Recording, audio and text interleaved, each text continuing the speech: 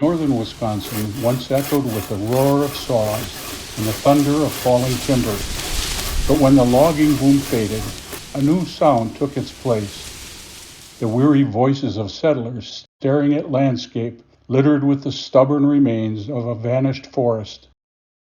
"These blasted stumps, how are we ever going to clear them?" That cry rose from homestead after homestead.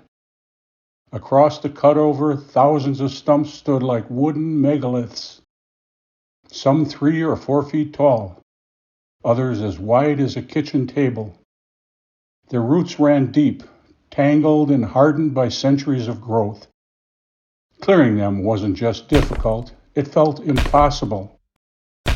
Settlers had come north with dreams of rich farmland. Instead, they found a battlefield of roots and splinters. Axes bounced off the ancient wood. Horses strained against chains, hooves digging into sandy soil. A full day's labor might free only a single stump, or none at all. By the early 1900s, state officials and railroad companies stepped in, desperate for a solution. Agricultural agents traveled farm to farm, teaching settlers how to build stump-pulling rigs from scrap iron, gears, and pulleys. Powered by teams of horses, these contraptions offered hope, but progress was painfully slow. The land resisted every inch.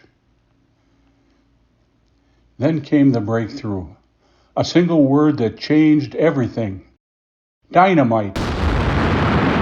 After World War I, the U.S. government found itself with millions of pounds of surplus explosives.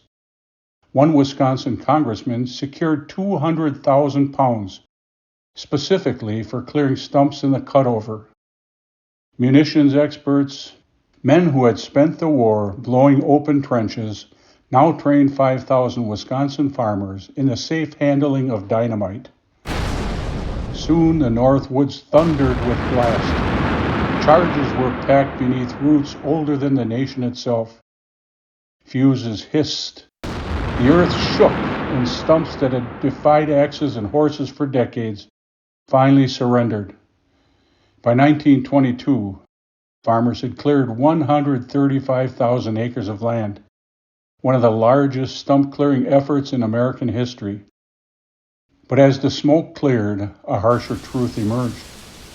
The soil in the far northern counties was thin and sandy. The growing season was heartbreakingly short. Corn froze before it matured. Wheat withered. Even potatoes struggled.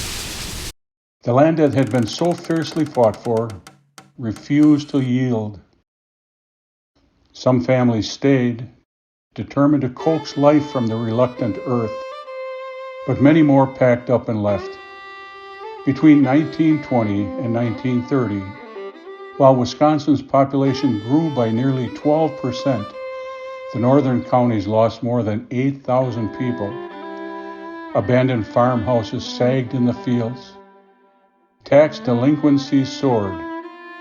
County ledgers filled with red ink.